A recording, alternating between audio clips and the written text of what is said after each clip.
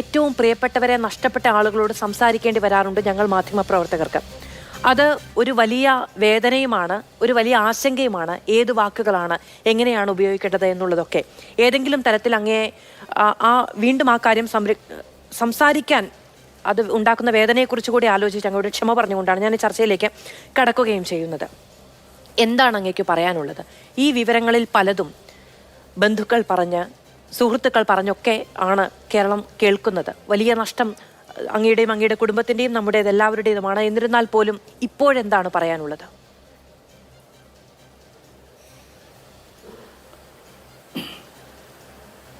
ഇപ്പോഴും പറയാനുള്ളത്, എൻ്റെ മകളെ നഷ്ടപ്പെട്ട്, എൻ്റെ കൊച്ചുമകൾക്ക് അവളുടെ അമ്മയെ നഷ്ടപ്പെട്ട്, അതൊന്നും നമുക്ക് തിരിച്ചു കിട്ടുന്നില്ല ഒരിക്കലും ഇനി. അവരൊക്കെ അപ്പോൾ അതുകൊണ്ട് ഇതിന് ഉത്തരവാദിയായ എൻ്റെ മകളുടെ ഭർത്താവിന് അർഹമായ ശിക്ഷ നേടിക്കൊടുക്കണം. അതിനുവേണ്ടി എന്ത് നമ്മൾ ചെയ്യേണ്ട, അതെല്ലാം നമ്മൾ ഏതറ്റം വരെ പോയി ചെയ്യണം. അതാണ് എൻ്റെ ഒരു അഭിപ്രായം ഈ കാര്യത്തിൽ ഇനിയുള്ളത്, ഇപ്പോൾ ഉള്ളത്. ആത്മഹത്യ തന്നെ എന്ന് തന്നെയാണോ വിചാരിക്കുന്നത്?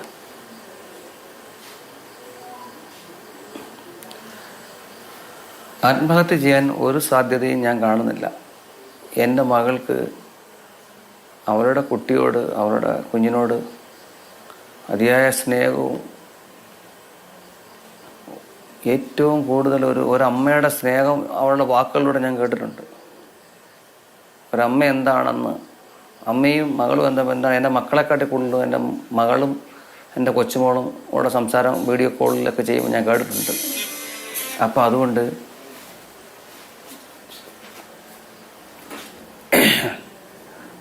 അതിന്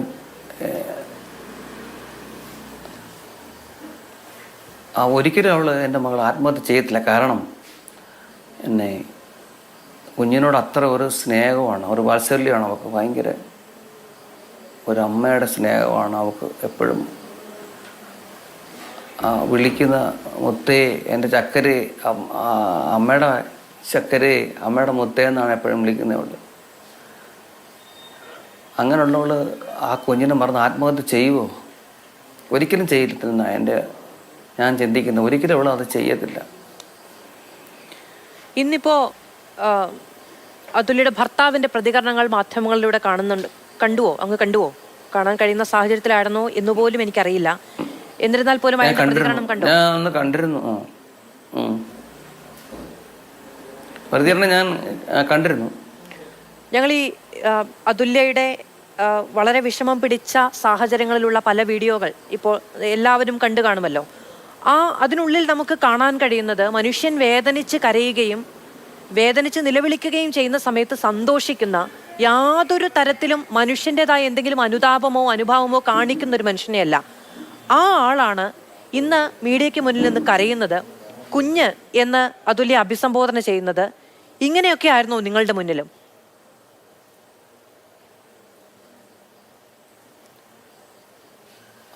അവൻ പറയുന്ന ഓരോ വാക്കിലും, അവൻ്റെ ഇന്ന് ആ വീഡിയോയിൽ അവൻ പറഞ്ഞ ഓരോ വാക്കിലും, അവൻ്റെ വാചനങ്ങളിലും അതിൻ്റെ അർത്ഥം അതിനകത്ത് തന്നെ ഉണ്ടല്ലോ. അവൻ പറയുന്നതിനകത്ത് തന്നെ അതിൻ്റെ എല്ലാ അർത്ഥമുണ്ട്. നമ്മൾ പ്രത്യേകിച്ചൊന്നും പറയേണ്ട ആവശ്യമില്ല. അവൻ പറയുന്ന ഓരോ വാക്കുകളും ശ്രദ്ധയോടെ വീക്ഷിക്കുന്ന ബുദ്ധിയുള്ള ഒരു മനുഷ്യന് മനസ്സിലാവും അവൻ പറയുന്നത് എന്താണെന്ന്. അതിന് നമ്മൾ ഉത്തരം കൊടുക്കേണ്ട ആവശ്യമില്ല. അവൻ പറയുന്നതിനകത്ത് തന്നെ എല്ലാം ഉണ്ട്. ഇത്രയും വർഷമായല്ലോ ശ്രീ രാജശേഖരൻ പിള്ള. ഇയാളുടെ ഒറിജിനൽ സ്വഭാവം എന്താണ്? ഇയാൾ ഇങ്ങനെയാണ് പെരുമാറുന്നത് തുടങ്ങിയ കാര്യങ്ങളെക്കുറിച്ച് അങ്ങേക്കും കുടുംബത്തിനും അറിയില്ലായിരുന്നോ?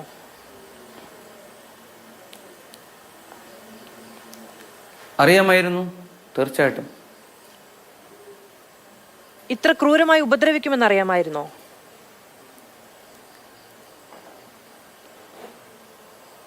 ക്രൂരമായ ഉപദ്രവം തന്നെയാണ് എപ്പോഴും ഉണ്ടായിട്ടുള്ളത്. ഒരിക്കലും എൻ്റെ കുഞ്ഞിന് ഒരു നിമിഷം പോലും അവൾക്കൊരു സ്വസ്ഥതയോ ഒരു സുഖമോ ഒരു സന്തോഷമോ അവൻ കൊടുത്തിട്ടില്ല. എന്നിട്ടും അവൾ കോംപ്രമൈസ് ചെയ്ത് ജീവിച്ചത് അവളുടെ കുഞ്ഞിന് വേണ്ടിയിട്ടാണ്. ഞാൻ ഇന്ന് രാവിലെ തന്നെ പറഞ്ഞിരുന്നു, അത് തന്നെ വീണ്ടും ഞാൻ റിപ്പീറ്റ് ചെയ്യുന്നത് എനിക്ക് ഉചിതമാണോ എന്ന് അറിയത്തില്ല. എന്നാലും ഞാൻ പറയുകയാണ്, അവൻ അങ്ങനെ ഭാര്യയാണെന്നുള്ള ഒരു പരിഗണന ഒരിക്കലും അവൻ കൊടുത്തിട്ടില്ല.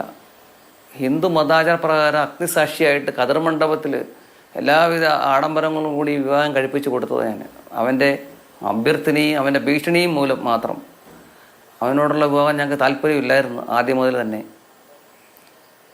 അപ്പോൾ അവൻ്റെ മാതാവ് വന്ന് എൻ്റെ വൈഫിനോട് വന്ന് പറഞ്ഞ് ഞാനല്ല എൻ്റെ വീട്ടിലെ കിണറ്റിൽ ചാടിച്ചാവുമെന്ന്, ഈ പെണ്ണിനെ അവന് കല്യാണം കഴിച്ച് കൊടുത്തില്ലെങ്കിൽ. അത്രയ്ക്കൊരു രീതിയിലാണ് അന്ന് ഭീഷണിപ്പെടുത്തിയതിനാണ് കല്യാണം നടത്തിയത്. എൻ്റെ വൈഫിന് ഇഷ്ടമല്ലായിരുന്നു. ഞാൻ അന്ന് ഈ സമയത്ത് ഈ പ്രപ്പോസൽ നടക്കുന്ന സമയത്ത് ഞാൻ നാട്ടിലില്ല. അപ്പം അവർ പറഞ്ഞുള്ള അറിവും കാര്യങ്ങളൊക്കെ എനിക്കുള്ളൂ. അപ്പോൾ തീർച്ചയായിട്ടും എന്നെ വേണ്ടാന്ന് തന്നെ വെച്ചിരുന്നതാണ്. അപ്പോൾ ആ അമ്മ വന്ന്, അവൻ്റെ സതീഷിൻ്റെ അമ്മ വന്ന് നിർബന്ധിച്ച് മകളെ വേണമെന്ന് പറഞ്ഞു. എന്തിനു തന്നെ ആയാലും ഇതിൻ്റെ ഞങ്ങളുടെ ആചാരപ്രകാരം ജ്യോത്സ്യന്മാർ വരെ പറഞ്ഞിരുന്ന ആൾ അത്ര പൊരുത്തമില്ലെന്നൊക്കെയായിരുന്നു. എന്നിട്ട് പോലും ഇതിനെയൊക്കെ എതിർത്തിട്ടും അവർ വന്ന് അങ്ങനെ നിർബന്ധ ബുദ്ധിയ കല്യാണം കഴിപ്പിച്ചതാണ്. ഈ പ്രശ്നങ്ങളൊക്കെ ഉണ്ടായപ്പോൾ ശ്രീ രാജശേഖരൻ പിള്ള വീട്ടുകാർ തമ്മിൽ സംസാരമൊക്കെ ഉണ്ടായിട്ടുണ്ടോ? അന്നൊക്കെ സതീഷിന്റെ വീട്ടുകാരുടെ നിലപാട് എന്തായിരുന്നു?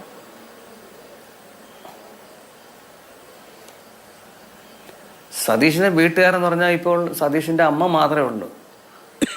സതീഷിൻ്റെ അമ്മയും സതീഷും തമ്മിൽ പോലും യാതൊരു ബന്ധവുമില്ല. സ്വന്തം മാതാവാണ് സതീഷിൻ്റെ അമ്മയെന്ന് പറഞ്ഞാൽ അവൻ്റെ അമ്മ. ആ അമ്മയും മകനും തമ്മിൽ പോലും ഒരു ബന്ധമില്ല. അതിനപ്പുറം ഞാൻ എന്താ പറയേണ്ടത്?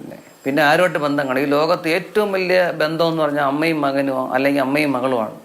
അതാണ് ഈ ലോകത്തിൻ്റെ നിലനിൽപ്പ് തന്നെ. അങ്ങനൊരു ബന്ധം പോലും ഇല്ലാത്ത അവനെ പറ്റി എന്താ ഞാൻ ഇനി പറയുന്നത്? അതിന് കൂടുതൽ എന്താ പറയേണ്ടത്? ഇടയ്ക്ക് ഈ വിവാഹബന്ധം അവസാനിപ്പിക്കാമെന്ന തരത്തിൽ ചില നീക്കങ്ങളൊക്കെ ഉണ്ടായല്ലോ, അന്ന് പിന്നെ എന്താണ് സംഭവിച്ചത്? അതെ,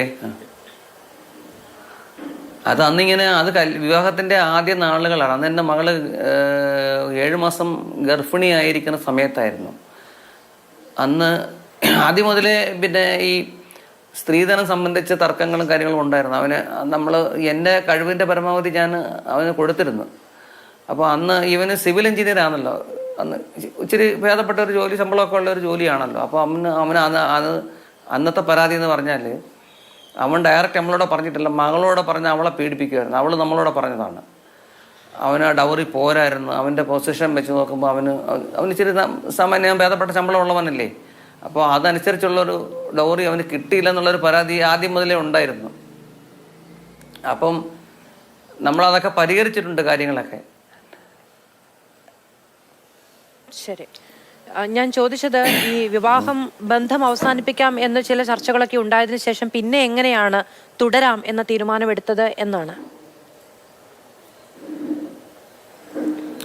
തുടരാമെന്ന് തീരുമാനം എടുത്തതിൻ്റെ കാരണം എന്ന് പറഞ്ഞാൽ അന്ന് കേസായതാണ്. അന്ന് സ്ത്രീധന പീഡന കേസൊക്കെ ആയതാണ്. അന്ന് ഇതുകൊണ്ട് കേസ് കോർട്ടിലൊക്കെ എത്തിയപ്പം കൗൺസിലിംഗ് ഒക്കെ ചെയ്ത് പിന്നെ അവരെ ഈ പിന്നെ വളരെ ചെറുപ്പമല്ലേ, അപ്പം പിന്നെ കുറച്ച് പക്വതയാകുമ്പോൾ ഇതൊക്കെ മാറുമെന്നുള്ള പ്രതീക്ഷ ഉണ്ടായിരുന്നു നമ്മൾക്ക്. എന്നെങ്കിലും ഈ പിന്നെ അപക്വമായ മനസ്സിൽ നിന്നുണ്ടാവുന്നത് പിന്നെ പക്വതയാകുമ്പോൾ മാറുമല്ലോ. ചെറുപ്പക്കാർ യങ്സ്റ്റേജ് അല്ലേ അപ്പോൾ ഉള്ളത്. അപ്പം കുറച്ച് മാറ്റങ്ങൾ വരും നമ്മൾ പ്രതീക്ഷിച്ച്. അങ്ങനെയാണ് നമ്മൾ ഇത് വീണ്ടും പിന്നെ കോടതിയൊക്കെ ഇടപെട്ട് ചർച്ച ചെയ്ത് കൗൺസിലിങ്ങിലൂടെ വീണ്ടും രമ്യതയിൽ പോകാമെന്ന് ഞങ്ങൾക്ക് ഒട്ടും താല്പര്യമില്ലായിരുന്നു. എനിക്കും പിന്നെ അതിലൂടെ അമ്മയ്ക്കും താല്പര്യമില്ലായിരുന്നു. എന്നിരുന്നാലും നമ്മളത് എൻ്റെ മകൾക്കും താല്പര്യമില്ലായിരുന്നു ഒട്ടും. എന്നിട്ടും അവളെ പ്രലോഭിപ്പിച്ച് അവളെ ബ്രെയിൻ വാഷ് ചെയ്തതിന് ശേഷമാണ് അവളെ വീണ്ടും വിളിച്ചുകൊണ്ട് പോകുന്നത്, എല്ലാം രമ്യതയിലായിട്ട്. ശരി.